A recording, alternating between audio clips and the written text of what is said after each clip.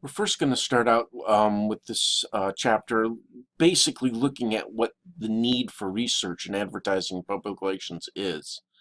Um, Again, I teach this class from a sort of a strategic plan point.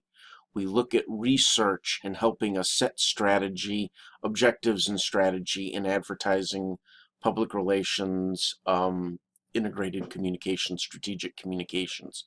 So we need to see what role research plays in developing those objectives and strategies. Um, what is research? Basically, research is an attempt to discover something.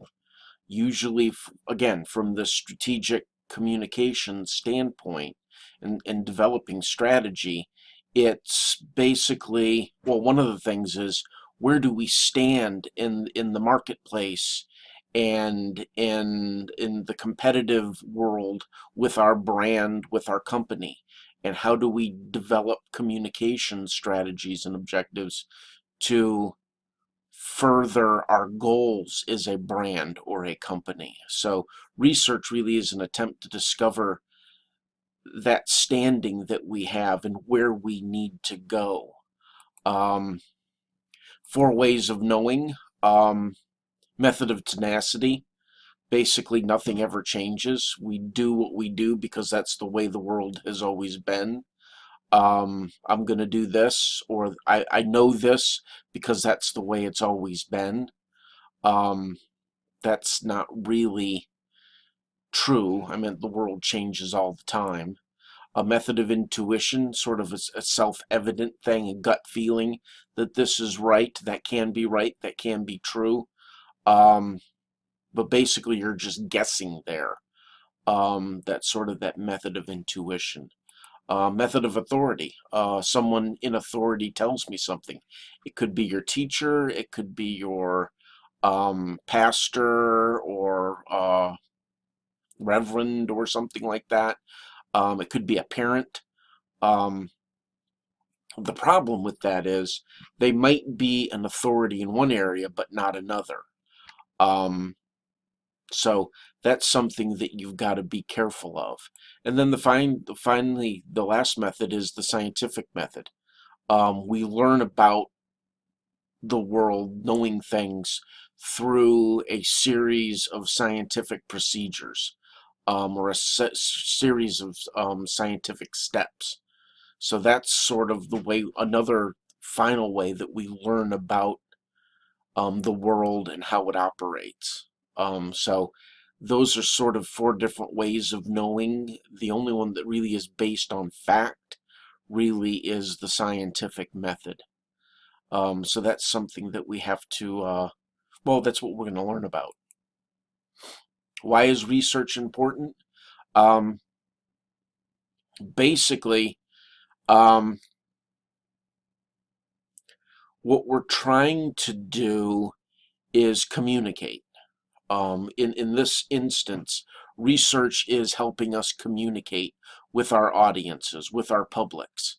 We're trying to make sure that what we say and what we intend for our audiences to hear and have us understand is a common vision.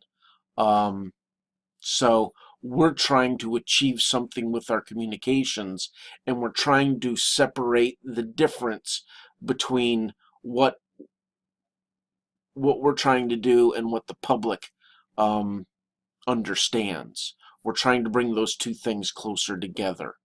Um, And so that is really one of the most important things for research. It helps us close that understanding gap between the company, the brand, and our audience, our publics. And again, it increases the efficiency of the firm also, or the brand. Um, Again, we can do things, we can say things, and it just helps the brand or the company operate more efficiently. Um, Again, it provides insights. It provides insights so that we can make decisions as a brand, as a company, on the environment, on the competition, on the marketplace in general, on the company internally, talking with our employees, talking with the people that we operate with, talking with our suppliers, with consumers, and even with just the public in general. Maybe it's the people that live in the area where we have a plant or operations. So again, lessening that distance between what we're trying to achieve as a company and the target audiences that we're talking with. Um, and again, that's that next thing. Overcome the major separations between firms and their publics. We want to make sure that what we are trying to do and what the publics understand that we're doing, there's not much difference there. So that's something that we're looking at. Um, Advantages of research in advertising and public relations: it saves time and money in terms of doing what we're trying to do. Now, the research itself doesn't save time and money. The research costs money and costs time. What you want to do is make sure that that cost benefit analysis overall, that the research is going to save you money and save you time in the long run. If the research is going to cost too much, is going to take too much time in order to give you the information to make a decision, sometimes you decide not to do the research. So you've got to be aware of that. Again, it helps you gain on the competition. It helps you get an advantage over the competition in your dealings with the consumers, with maybe local people, with government, um, any type of audience that you can think of. What you're trying to do is gain on the competition, either widen the gap, your lead, or close the lead so that you're getting closer to maybe who the market leader is. Again, it helps you adapt to changes. The world is not static. You've got to change with what the government, or what the government, with what the way the world operates, so that your brand can operate within that changing landscape of the world. Think about it. 30 years ago, 40 years ago, 30 years ago, Apple computer was just made, Apple IIe's and stuff like that, or had just come out with the Macintosh computer. Now, basically, Apple really isn't a computer manufacturer anymore. They make entertainment devices mostly, and sell content for those devices. Their computer division is almost, I wouldn't say an afterthought, but it isn't where they generate most of their revenue. So they've adapted to the world, and they've helped to change it to some extent. So that's something that you look at there. Um, Again, it offers a better understanding of how the brand, the company, operates internally, and it helps the brand and the company operate more efficiently within the overall structure, especially in today's day and age, where companies are spread out all over the country, or maybe even all over the globe. You've got to coordinate how you talk to everybody across all those multiple worldwide, possibly, um, locations.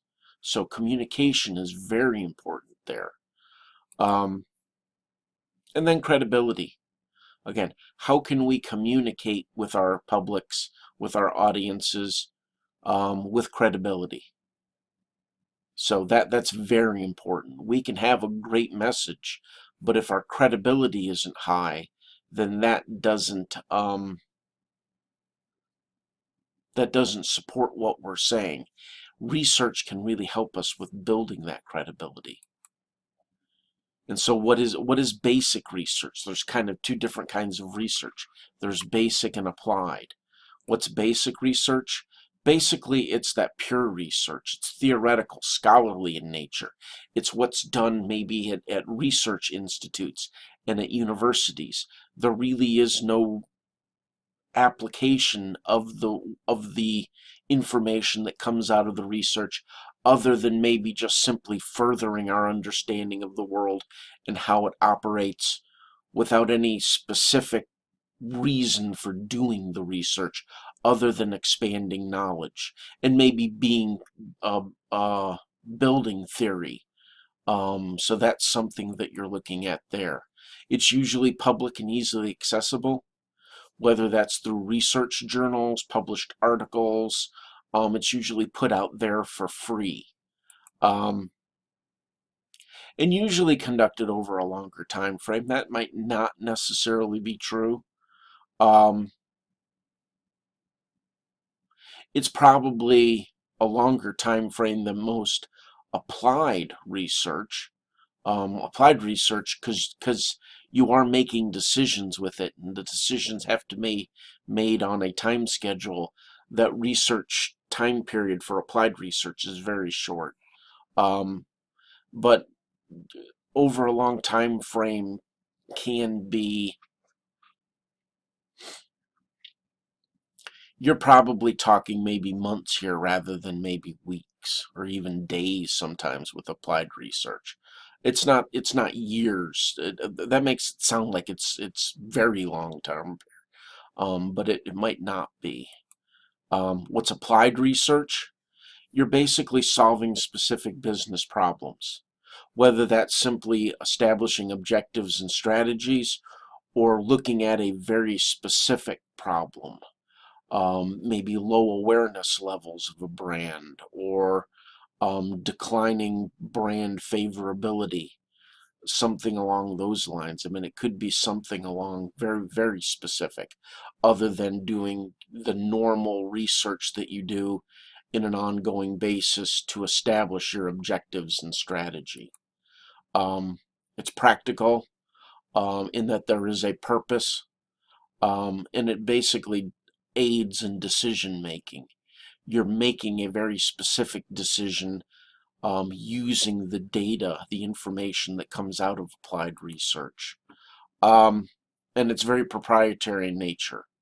Um, a company conducts this research, and so they own the research, so it's not published. And again, it's conducted over a shorter time period, simply because in business time is money. They've got to make a decision, and you have to make a decision quickly. So doing research, this might take a matter of 2-3 weeks at most, probably. So that's something that you're doing.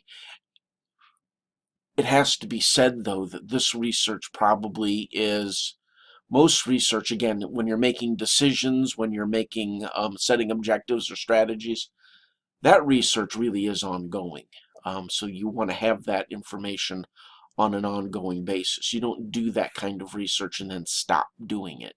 Whereas maybe in pure research, you'll do it, you'll do that study, and so, okay, we did that study, we're done with that now.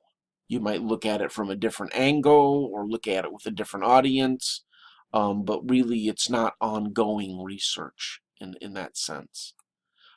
Predictive research, basically what you're trying to do is um, establish patterns. You want to be able to predict when something is going to happen or predicting how an outcome is going to occur. Because if you can do that, then you can base all of your decisions on knowing what is going to happen. Not really feasible in a great extent. Um, but again, the closer that you can get to knowing how something will turn out, um, the better you can do. So again, that predictability, predictive research really is what is what is going to happen and how do we think that's going to do? A lot of times you're dealing with like economic forecast, a market forecast, that kind of thing. Um, you truly can't predict the future, but you can get a good sense on how things are going to turn out. Limitations of using advertising and PR research. Sometimes it can be too expensive and not very beneficial. And this, again, this goes back on the return on investment of the research. If the research is going to cost too much or take too much time, then that cost benefit analysis says, okay, let's not do the research. It's not going to deliver us the type of information we need, or the right information that we're going to be need. It also can be done for the wrong reasons. I mean, if you've made a decision and you're simply doing the research to support the decision you've already made, then that's not right. I mean you're not doing the research to make a decision. You're doing the research simply to support what you've already done, and that's not the way research is done. And it might not be objective and reliable. Um, Again, going back, objective should be you're going to make decisions based on what the research is, not to basically support a decision you've already made. Um, that's completely subjective research. You're basically supporting a decision that you've already made, and that's not, again, that's not the reason why you do research. And if you start changing things and methodology, again, reasons for doing research, it becomes unreliable in the long run. So that really is what research is all about in advertising and public relations. And again, it lends back to how we communicate with publics, how we lessen the distance between what we're trying to do as a company, as a brand, and what our different audiences and publics think. Um, So that, again, is the reason why we do research in advertising and public relations. And again, I teach this class from a strategic research standpoint, research that we do for making decisions. We don't really look at pure research in this class. So that's this section of the course.